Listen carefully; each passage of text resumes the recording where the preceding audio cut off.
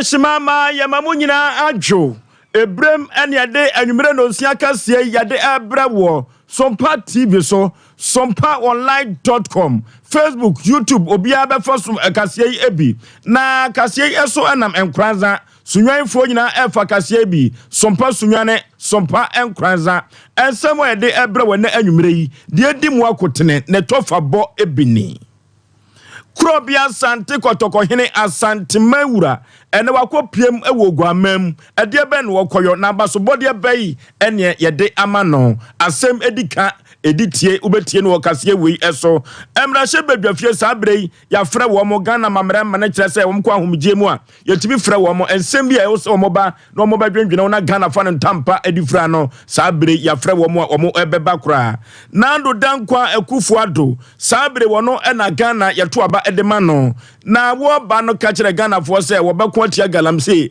na yensuo ni usuawa ene yekwa ebrentuo nyina da watumi ama ne nyina ayekama sabrei wantumi Anumu na hari na idrusu wade nsɛm bia ba betudwa ensɛm bɛn no wade betudwa yede bebrim ewo kasie wei eso orofo ye toa so na de amamu a sabre de napo wono ɛna sabre wasuru kokroko wo kura franka no abedi akire na asɛm a wo ka nyina ne sɛ sɛ omutumi eba tases ahodo bia no omubetumi ate so wei ene afoforo bi eka ho ene yeda no kase ni ade abesom anwumere no nsia brem o se ya aboaji ofosho me ena magye bre na me de kase yi ede ebrewo yegye bre na yentie kase no mu ensem Krobia Sante Kotoko Hine Asante Mewura nyam kase ene na nopa obuni ketem wode Asante Maifa omakwa akopie oguamam na ade be no omokoye efe na eya hohoa eso ma Asanteman ena no ada ena ye free enkran ye to yensa e de frɛ ye koye ye koda Asante adi na ye koda said ya mamre ene amane eti ese na ese efata e won kran na enu akire ena oguamam omso afahya wo mu edi no omo ato omo nsa na omo de afra Krobia Sante Kotoko Hene se won fa Asanteman mra na won fa nanimonyam emetai afahya nachi enu mu yade ose eyoyo na nopa yi obu ni ketem na wodwani ekirem ewo guamamu a efe na ahohoa ensoso se wo so oya Asanteni na Krobia Sante Kotoko duru hope na ewo se abasobodie bi yede mano no ewo UCC no University of Cape Coast no na efe pa na abasobodie yede mano no eye se Sam Jonah ono ena de abasobodie ema Krobia Sante Kotoko Hene di ensem eno kata ekire for spending on education. So, the good news for us, however, is that Ghana is one of the only 15 developing countries confirmed as being on track to reach the benchmark in 2025. So, in effect, assuming the current program continues, we should meet a universal benchmark for spending on education to GDP. That certainly should be welcome. But if the focus is on the rebalance of resources, the effect may well stay at more heat than light. So, every dramatic increase in enrollment affects the physical resources and infrastructure of schools, affects learning materials, and above all requires a corresponding increase in the number of qualified teachers. Beyond these, as we have experienced more than once in the past 2 decades, every expansion at the secondary level has a huge impact on the tertiary sector. And yet, at no time have we seen an attempt to coordinate the implementation of any secondary sector reform with the universities. When at a stroke, enrollment in senior high schools are doubled, the universities have to break themselves on inevitable surge in demand for undergraduate studies, with no prior consideration for its effect on fiscal resources. Our universities are already bursting at the seams, with rising student population virtually overwhelming fiscal resources and infrastructure. So, it should be obvious that important as the senior high school may be, focus on it should not lead to a misalignment of resources, nor should it become the focus of all attention in national disputes. Rather, we should recognize the necessity to look at the challenge of education in its totality.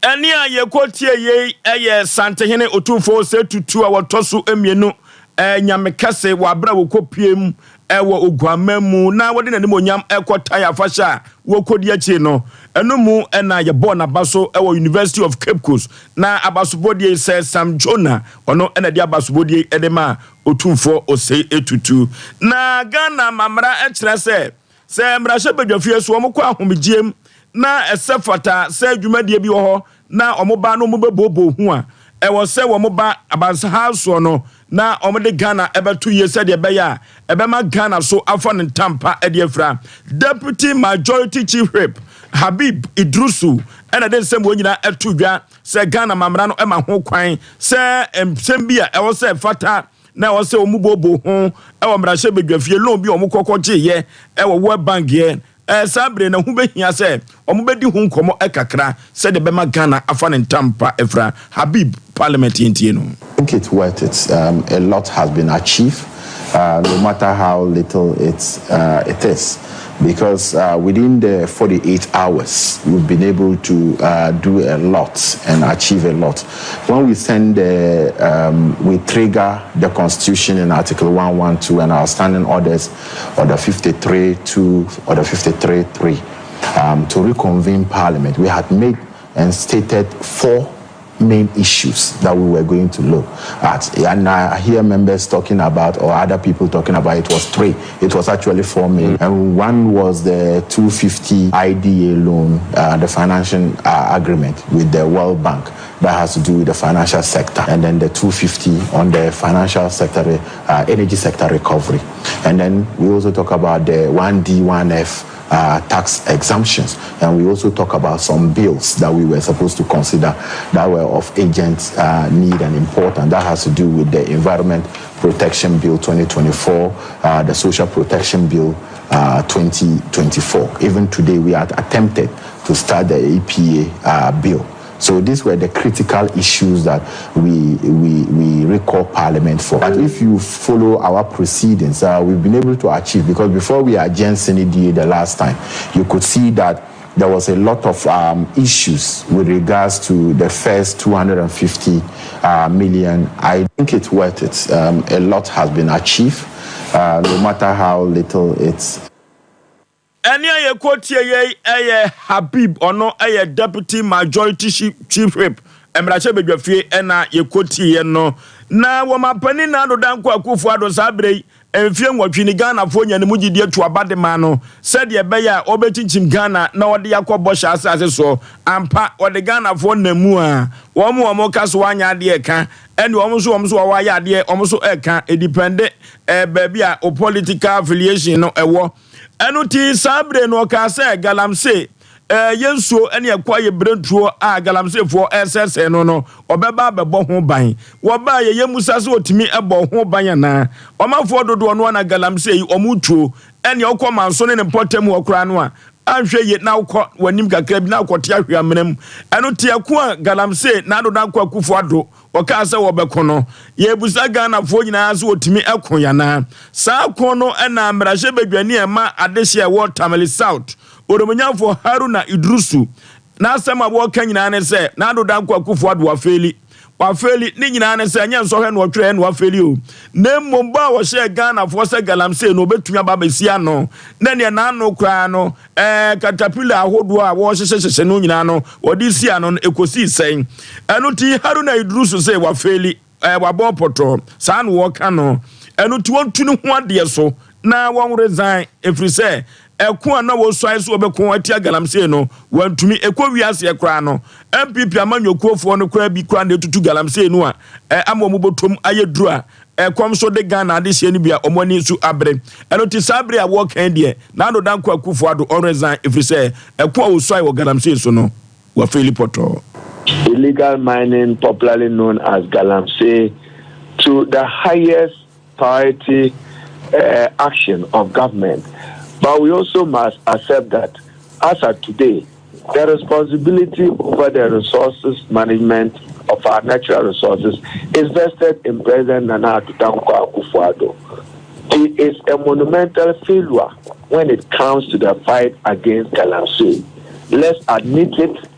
Let's let him appreciate that he has failed. And then as a country, it's good a curse? Should gold be a curse? Should this mineral resource be a curse? Certainly not.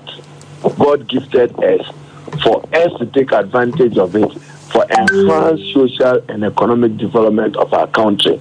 We've depended on this since the 15th century. Whatever interventions, it has not worked, whether it's military intervention, it's burning of excavators, it's ministers. We had even President Akufo-Addo put his job on the line. What has he done?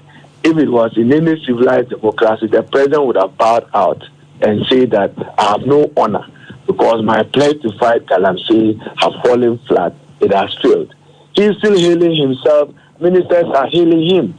You heard that irresponsible comment of the majority whip when he says that you polluted water more, the NDC polluted water more than the NPP. Where is the data?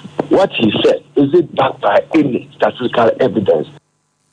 Emrashe Bedwani Madesia wa Tamale South Orumunyafo Haruna Idrusu nene na yekotie ye to akase ne so ne de amamo na sabre ye kase ye nuanom a wo mo crash papers ye na wode ba wo mam ha no eduru ba bia said duty no esitie no ya na omani abre pa omani abre etese krodom omani abre atai kokko pa efrise eduru ba bia ya na atwitwa mene wadwe kira wo so ye beje otaku wanwe obeduru ne ye je osempoa wo kura no omde spare pass efiri kuma enkran anatema edeba kuma se no eduru ba bia wo mpia firi habo ho no na sika yaje wo mo no enya asem ketwa echotwe hu nwi na wode eba beduru kuma se no so no beduru joso ne potem ho no wanhwe ye obeduru so ne yesa adwo mu sika twitwiri di eno ti wo mo amoton spare pass ya no mani abre papa enya asem ketwa na woni mo nyamfo napo Dr. Matu Opoku Prempe ono ena etu franka bedi ya chire dia ma osuru kokoro kwa manyokuo no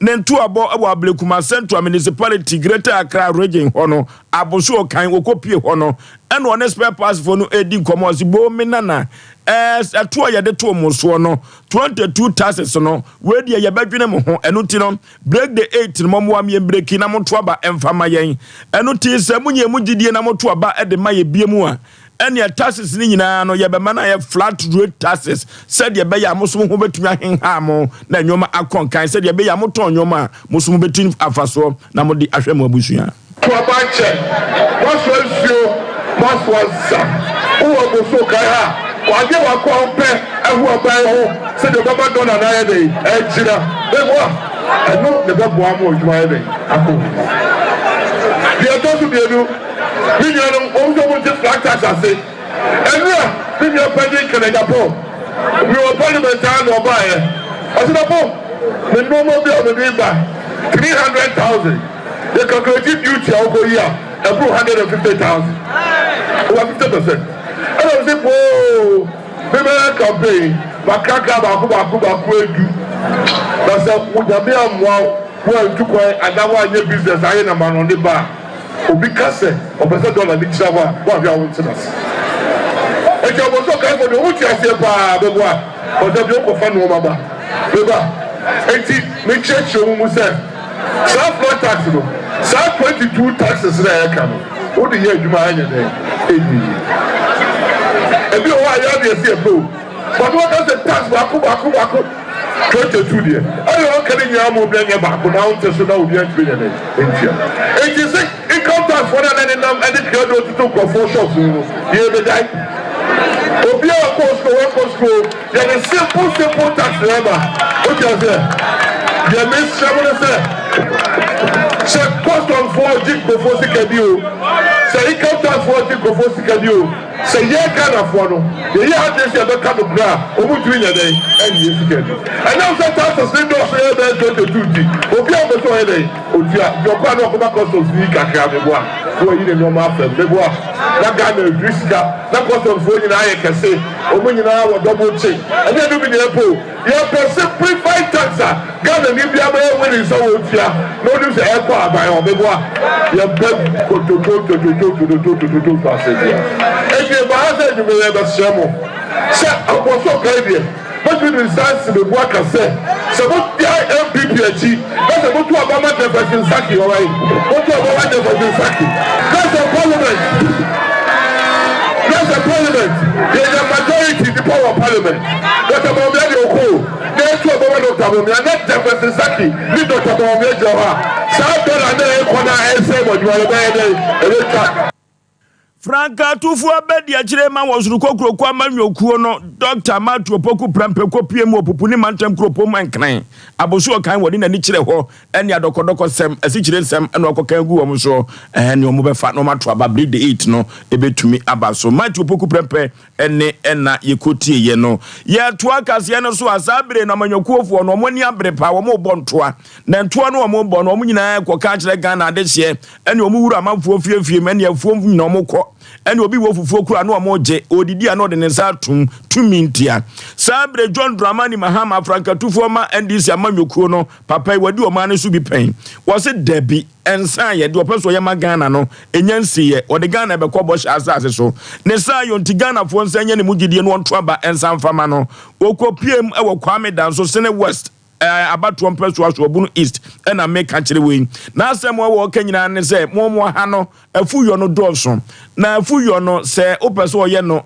last scale farm dia untumi mfa seka yotum eno ti no sabire no de tractor ebeba na tractor na ode ba no obeye tractor station said your manfo betumi anya tractor ni bi na ne wodo aburu wodo atoko na ne nyoma wodo tomatoes ye carrots so odo bie no ye de tractor de a ye betumi adone kase pa eno ti John Dramani Mahama say monto aba mfama no wo ba afuo no obema mo abam said ye be ya mo nyoma no betumi asodo so na musumati na biribira na mo botom enso atumi ayedu enti ekafo mo aban na ebe Ekwafo mo president ene ebe if say bibia meba meye aboa ekwafo no na me ye boa me ankasa me ho if say ukobusunu me ma me krom me wa 300 acres ho a me do soya bean ene ebro emre no so a me koto eduaba no na mama tractor abedo amame na makodua eduaba no Edra yede pete enti ekwafo mo aban na ebe ekwafo mo president ene ebe if say bibia meba meye aboa ekwafo no na me ye boa me ankasa me ho if say ukobusunu me ma me krom me wa 300 acres ho a me do soya bean ene ebro emre no so a me koto eduaba no Ekuafo mo aban na abai Ekuafo mo president na abai we eye John Dramani Mahama Franka tufo ma NDC amanyokuo no okopiem e wo Kwame Danso bosha wo hye wo mo wo se ekuafo mo aban na bento be ma mo ado na mo ado no kese se de be ya mo botom enso ebeyedu na running mate ema John Dramani Mahama eye professor Nana Genopoku Ajiman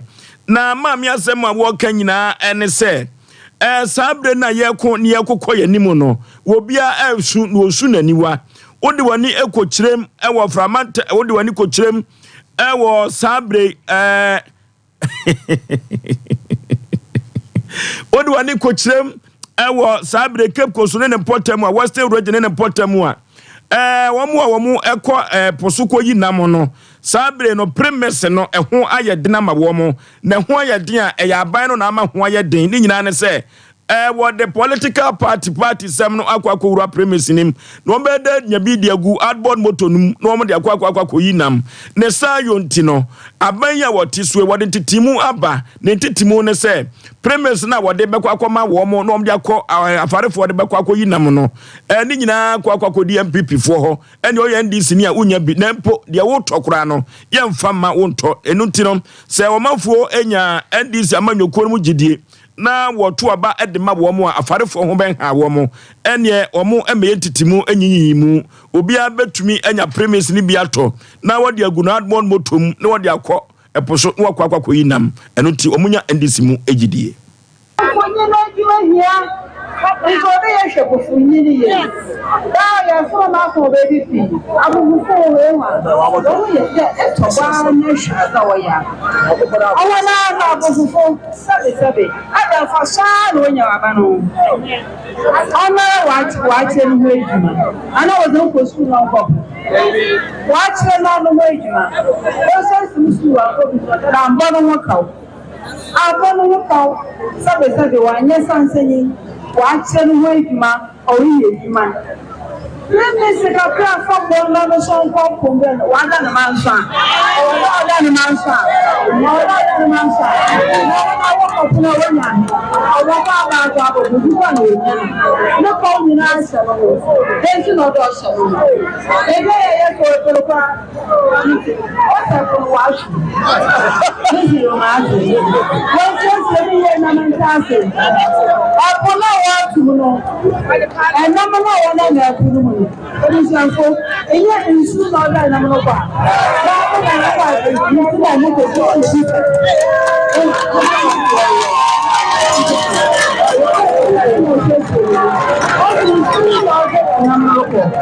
Ìdí àjùmọ̀ nínú ma, ẹ̀kún ní sọ́kọ́ tó àjùmọ̀.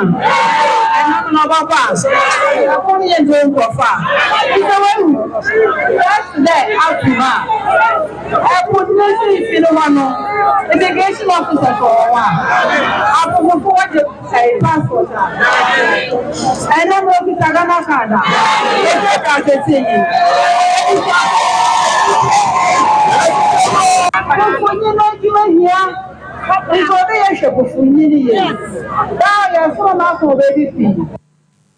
Any a quotier, a professor Nana Jeopoku Ajiman. Ono na ye frankatufo abedi akire Emma John Dramani Mahama premise wansem na woka yeko ekokotie ye no the Conventional People's Party CPP Kwame Nkrumah party no eno tie ka CPP dia Kwame Nkrumah CPP na CPP party bia wabeboa wo man pa ene ye ka independent ya Kwame Nkrumah kro ya wono ene ne CPP wo boa pa na sabire wo mokoto aba edi yi do betu franka ede ama CPP amanyoko no na ne matam ahodo edunsia nyina woto aba ede fa ho na abato no ekọ na wieye no na frempom ma kuma wono na sabire wo hwere di kan a wo moto aba no dodo no ede ma no a se wo hwe nipa dodo a woto aba no a wonyamu 763 nana ya frempom so enya 586 na wona watu abari nyina ya 1360 rejected 11 ena sabre ya na frempoma kuma wode 763 wode edi nkunim na wode nkunim wieye no ogina paso na ne wo kasa no ena osi abane ya to awie praye wi ba ko anebuo na okambo mu a entimi mu dabi ada ba ko fo awuradu agu ba ko fo ne nsanso nyame ani kata wonsom su nipa dia obi bia da emre ya to aba na wie na yenkamom said ye beya ye betumi age akonwa no ede afiri wosuru kokroko amanyokuom na abato no a omoto ye no enya ntokwa eye kirema adwene na oso kire wadwene akokọ bon brekuo bon eno ti na ebi to aba de maame ene bi so to aba eso de ma ya frempon no na ogina apaso kasa no yenkoti bi believe that in a political party such as ours, it's one person will have to win. Yeah. And once one person has won, especially when it's so decisive, it only needs to have unity moving forward. I believe that in a political party such as ours, it's one person will have to win. Yeah. And once one person has won, especially when it's so decisive, it only needs to have unity moving forward. I believe. Any aye kotie ye sabre de wo tu franka de ama CPP amanyoko no na frempom kuma na enu achire na nana ya frempom wono enso na wo chesie wono so nya 586 ni yire fi se obema no congratulations message you. It's so easy to congratulate the winner. If you are robbed by the referee, how can you congratulate the winner? You get it from the answer I've given to you. Certain people somewhere had felt that Lawyer Noche would be a very dangerous candidate on the ballot paper. And so everything should be done to ensure that Anoche would not come. CPP should continue to record zeros at the polling session. You lose fairly. It's so easy to congratulate the winner. If you are robbed by the referee, how can you congratulate the winner? You get it from the answer I've given to you. Certain people somewhere had felt that Lawyer Noche would be a very dangerous candidate. Lawyer Noche from Pont Sabrino, Nasema Okanyina say, ka obetumi ama ayuko anase obetumi akaswa ya de bo abaso nenso so no ya wrobo no pa enya asem ketewa yenko ehome so mra ye onipa edemam na wo to ase na fa wo siremu na fa wo nansia besi ase ho no se ho techema eno ene ye fa ne siatica na etimi bubu oto ase ka wo se dwe wo sirem wo je ho ba bia enye na no na 21st clinic ba ye adwuma pa wo mu yenti abaso bo ma je no Ghana ha ene amono ne enya asem ketewa Womuji international awards ahodo womuji local awards ahodo na anu nso na womu the only sciatica research and treatment center in Africa bibrim hano ebi ni baby a gise 21st clinic nkoa womu de bibiduro ene besa o yare no masa de machine aka ho eya yare sabia yare bia wutimi de ko ne mama de ba ko a woma gidi womu pa no eye sciatica ena stroke nso de kwa diabetes ne hypertension ne ade ne ade Ghana ha baby a womu ho 0540 311 311 0540 311 311. That's a 21st clinic. Woman is sciatica expert.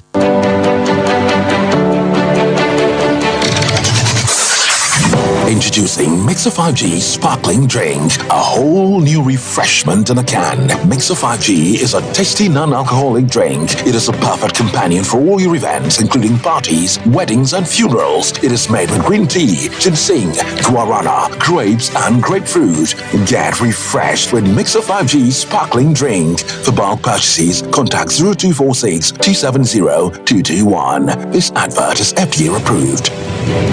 Brakasa ye duabon waso a ne dwumedi wo dipedua biara pom den ene na brabo mu ne hiye pa enye brakasa nko nuaba ne haban bi ti se ko nsusu a abonwono ne dia akeka ho no kura enwanunu ahodo a ekọ animu yi ankasa brakasa ne se nuaba yi binom ne akeka bobudi afa abefo kwan so a ye de aye brakasa powder siesi dipedua na abakwa ahodo no ho ban afrimpani yade ne yade ahodo pi ho fa enkodate de ma baako freduane anopa ne anwumre anafa enkodate de ma baako woni nsuhie yeti anopa ne anwumre wobra wodidi awie ubenya prekese powder to Kingswalk Herbal ne Heroes Herbal Accra Okesi Drug Lane Dani Herbal Kumase Mensa Takrade Mose Pharmacy ne Greenlight Pharmacy Sunwane Kashenkari Supermarket Asantwa Herbal ne Bibidro Depot Techiman Sewa Herbal Mampong etufo mfre 0550 19 15 14 prekese powder aduane san yedru FD ahwehwe sankratu emu agiatum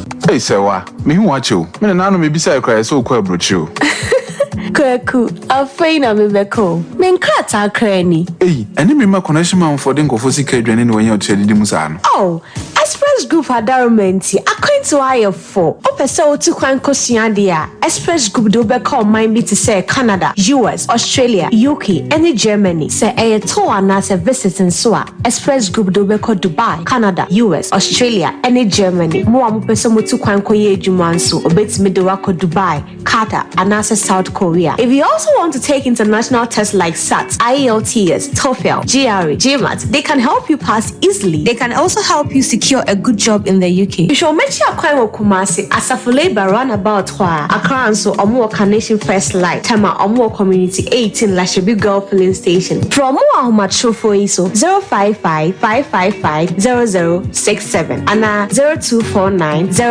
000448. Here in Ghana, when it comes to chicken, the good old days are back. Why? Because Boris Beef's Chicken, BBC, is here. Yep, give your family and loved ones Boris Beef's Chicken. Fresh, tasty, delicious.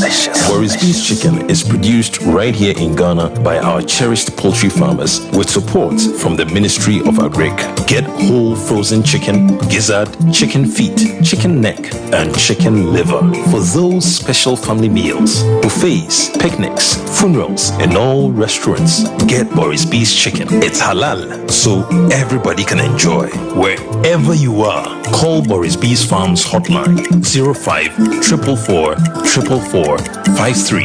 Ask for our branch that is closest to you and come get your chicken. Boris B's Chicken, BBC, proudly a Fiakoko.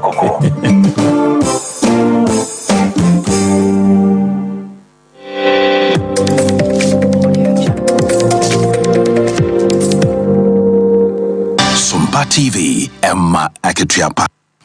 Yamama kwaba esai eba Sompa TV so awimere no sia kase yi enamwaso eguso amutie na mohwe ewo Sompa TV no so no yeto akase ne so na ye diamamo kwana so agre komase ewo asante mantem haya na adehia wo ho omusu omonum ene sei wo mso omatoaba na ba omoto ye no womode ne omunsu omotoaba e de ama banyansafo na wakwa yedie ene puntuo e de abre wo mo na so sabre wo mo kase no ye kampuntu dwuma abo wo mo se de dwonso abo akokọ abo wo mo se de sen abo anwansa no eno ti aba wo mo to ye no omo nhyɛ de hu ehomfaso se ye kan national cake no a se ye cheche pa de a kwada zo agre ko ma se omo nibi eno ti sabre ono abukofi a Japan a dodo friend waja o my friends and trofo nhia mudie dia to omo anim se adawuruma omo koma sembi ma womo efiri se womo akwa nyina enye akandie bi a ema omo se krom ne yete no ebi enhyeda eni ho eno ti se trofo emrai na ne womo meje womo na ye wompam gene na womo hawo nyina no omo trompete se de beduru na adoda nkwa akufu ado ho efiri se wo pass ma ka kire krupo twedi ampo ba se ya doma na wo ka kire emframa Yatunsa Efremo, Ahaya Mamasi, the center of Masi, Asante Ready. Akidashi, Eba, Mamasia.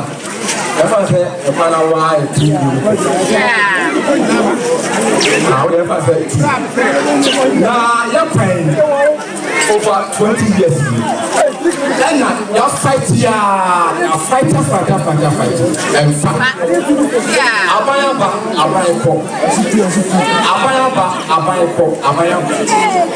Peace, Ahodo, from Maheda.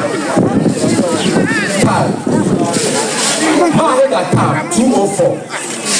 And I'm about to look for a better sabotage from Wamati Agriculture. If you are a panel attitude, and a professor,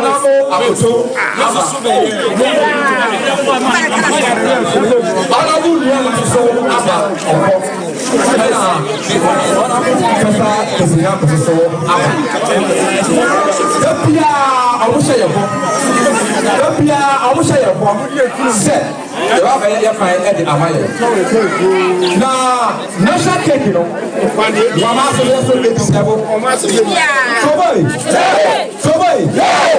National cake, you know, I was saying, say, you shall enquire one share. As my Jaya Babia. If you a pair of contracts about as my one share from us, Jaya, a Fasabo Pine, Jaya, a Brasso, Jaya, Ashamade, Jaya, Jaya. Assembly member Emma Adesia War. Kwada so agrek wo manse wono abukofi a Japan dodo no frɛ na jane ene ekotie no na no akire timamufu omo kwada so agrek wo manse wo so kasa kakra no abibia aban aye na anye no ma so ga ye beautiful o mu da me ma so o ti na wo bozi bo wo ye de mo pe e wo asante region sanye na asante region e ko so ye de ye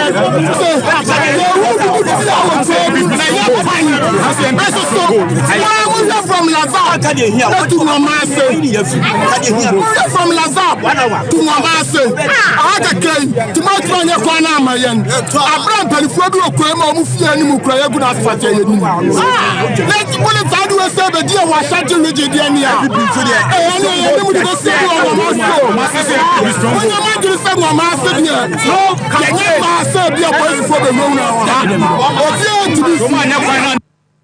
Adesia wo Kumase kwada so agree komase wo mani abrese krodom efrise wo mo atoaba nenso so no wo mo akwai enyina enye ye ne wie ba bia ye ko bia nyame na ye wo blasters oh and the blasters bobo ne na edie bay ene frimu aba blasters ene Angola sabrei blasters wodi ncho Angola shebako blasters wantumi ansimo adabraka Yesen ni na wono ene virus se wo ba Sompa FM ha Ricardo ena dodo no ade frɛ no ni di ba ko so eno no ogina homa no so Ricardo otemeka memwadwo Ricardo sabre dia na asie team no kama players ne invite wo no nimbo anase coach na nya de ye tie fie pa na ne da minute o matumi ahye yesa de na si ye monkomo ogodo ma mo akwa baba na ma ti baba sports stadium bele de do bia nyi no Ghana ya Blasters many Angola for the boy really 2025 AFCON qualifiers they go no for no any start ya will qualify na Ghana for we are give it back for the last time when Angola we go past it no they so much about for the end of the cover when brand new go give na no tani yo but then no be I we give it about we didn't see but now pass the and the amount for a time of food in anything. Amount for is that a Japan and all you take so move away.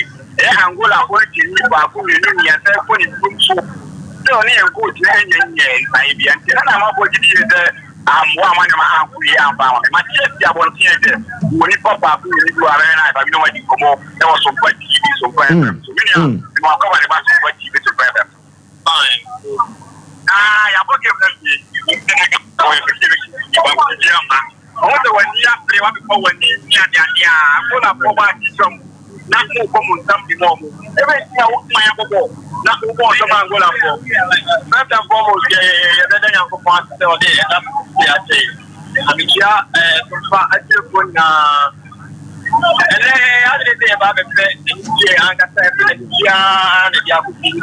the last Angola boy and every now. You're very young for any Tata, you chat it, you at your mind, and I thought, everything about the hair, or mine, or say, you were talk. That was some of my mind. Now, you do not be updated. Coach Ujado. Then, soon as to say, who put him? Now, only a substitution. Who put him? Now, to play away after what the river. Only a substitution. What they say? Ghana, you want to say about the red, you can enough. What is what you are change to back the good? But the way you know what we don't see like on one like me on one, you get to you are. They are not all yet than you, but you know, you think that the who's players. So now you won't know, yes, for independent, I'm for dependent. Not for play an overclock. Question number 5 is not any more because all the intention starting now was Jordan. Time on now to stay. Now the game.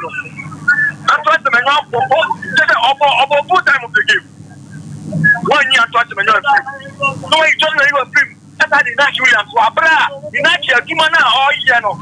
All the packets of Abeno. And what the other the packets away. How day? They're wasting time. Look at what's on my father and say, best for the fighting. You lose 1 minute away, young can say, who? Hey, you're afraid you begin. I get it. First and foremost, your kitchen of any problem. And I'm not sure that your biggest problem say, what back on the field of play day. I want to see, I get to you killed no, you need and they want to because they want to go in the same pitch for ball. Whatever. It's pitch no. You and you want to get more ball. Yes, substitution. But to add one, I don't know. Because I can be no TV. I don't know. Go to the end of football. You already there, nobody more some of our lives. So what is so bad from so and for match, you lose Angola back to come here, boy, and then I'm going to have my business. Oh, give it to your candidate, 40, and I gave it to me to my man. No, put one eye upon sometimes, coach, the whole ridiculous, and no friend. time around, it shall or form and fine. What I can say, it shall be formed the another and a prayer on the one of boy and you. By the boy, a boy, and they shall win the game. And it shall know so after first half on a put your daddy, you know, we can say, first half, you want to show, but for last 8 matches, another match is there. First half, you consider by this time around. Young consider why are they? But in a moment, lose needed. Why are they? Jordan Popo, who are the Jordan Ambo, yeah, Nettie. Opwa, pen on penance, Popo, but it changes, you know, it changes, you know, and I'm a Germany, another young shoe. But, and every Monday, oh, you didn't get the American attack. Football, the other made as an American football. We are there, we best.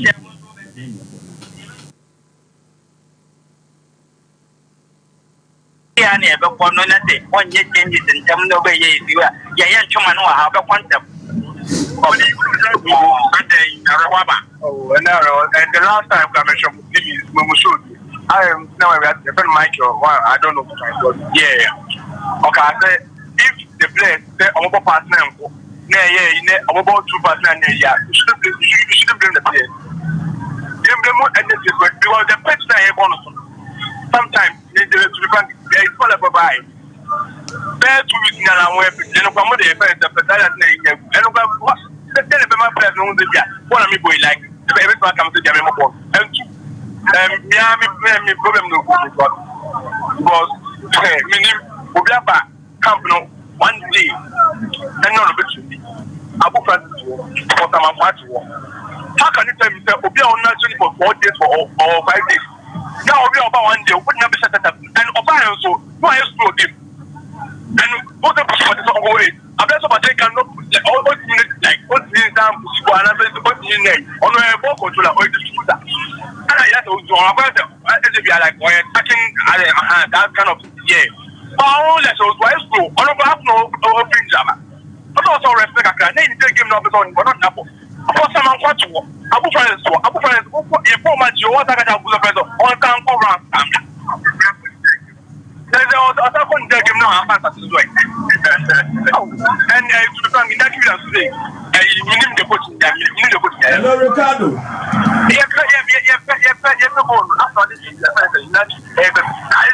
Ricardo.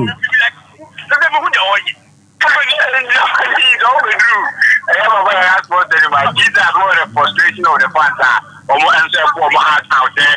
No, I'm not for people, I'm not for people, I'm not for 18 commander. No man, that's that from Ampua. I'm a guy, I just get to be I think in general, some of my for a couple of Ricardo.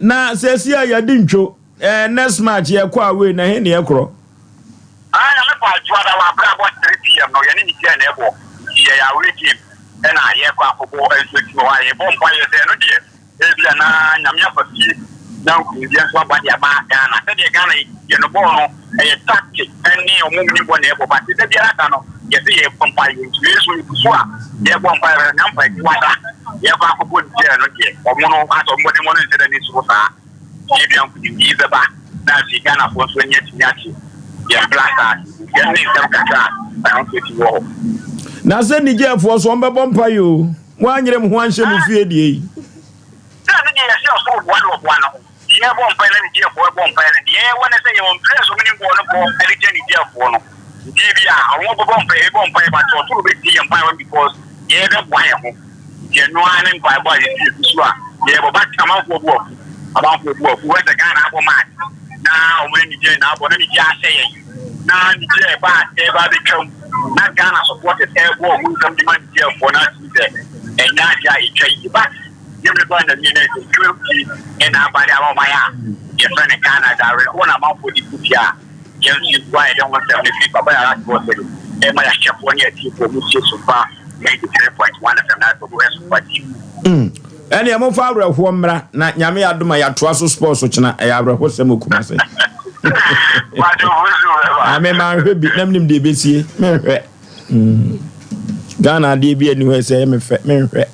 Mamma can't just America. Okay, ahana yade kasia no enyina besie Ghana dintwo force ne didi na wani di anketenkete chiwa ubewu na Ghana players nom da so dwom sika gu om botom samufo eye asante yebo Benedict akosua so mu aso dela minua